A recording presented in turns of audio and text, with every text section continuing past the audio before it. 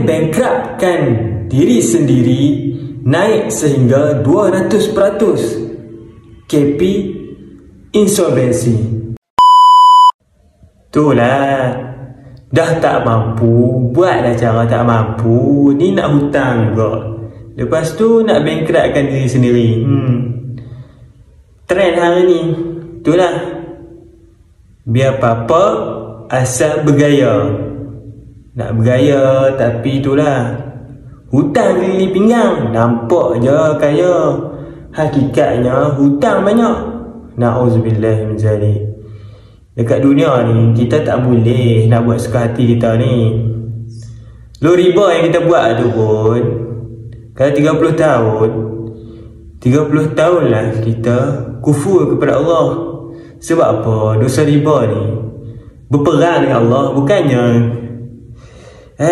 berat ni. Sebab hasil pendidikan kita lah hari ni. Ajak kita macam-macam. Boleh kira berapa kita hutang, macam mana kita nak bayar balik. Macam mana hutang baik, hutang jahat. Hutang pun ada baik, ada jahat.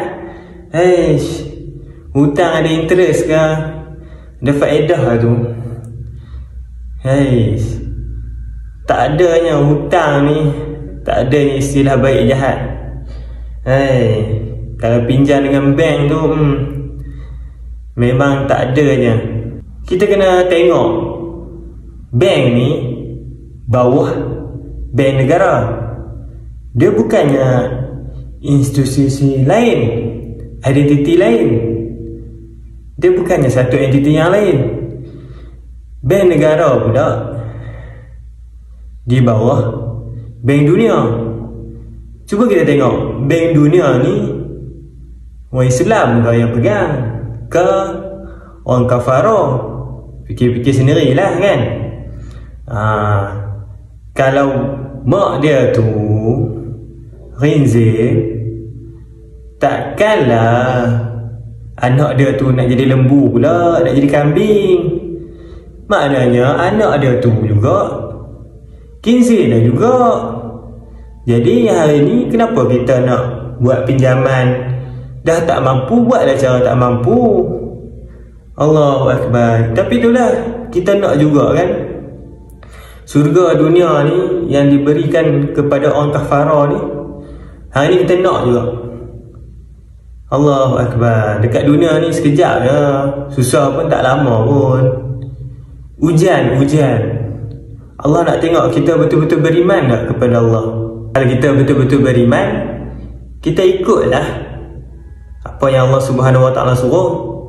Kalau Allah Subhanahu Wa Taala haramkan riba, takkan kita pula nak halalkan. Pinjaman ni, tak payahlah nak pinjam-pinjam ni, pakai je apa yang ada. Rumah sewalah, kalau tak mampu nak beli. Kalau ada rezeki lebih, belilah rumah cash.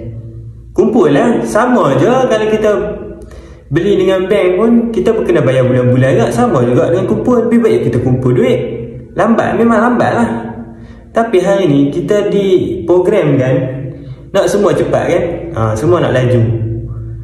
Internet pun nak laju, makanan pun nak cepat siap. Kita ni dah terbiasa kan, dia semua nak laju. Tapi result dia memanglah laju, memanglah dapat. Tapi dari akhirat, na'udzubillah min zalik, akhirat kita tergadai lah kalau kita buat loan tu. Jadi yang mana yang buat loan tu, selesaikanlah cepat mungkin. Janganlah terlibat lagi. Ni ada pula trend bankruptkan diri sendiri. Maknanya nak elakkan diri daripada bayar bulan-bulan. Tak boleh, hutang tu tak hutang, sama je. Allah, yang penting mintalah dengan Allah tu, selesaikan cepat mungkin. Kita berperang dengan Allah tu. Lepas tu kita bertaubat lah. Sebab kita buat maksiat dengan Allah. Maksiat ni bukannya berzina saja, bukan mencuri saja. Maksiat ni perkara-perkara dosa lah yang Allah Subhanahu Wa Taala tak suka kita buat. Na'udzubillah min zalik. Boleh kita sama ubah lah. Kita ubah, kita hijrahkan diri kita. La ilaha illallah Muhammadur Rasulullah.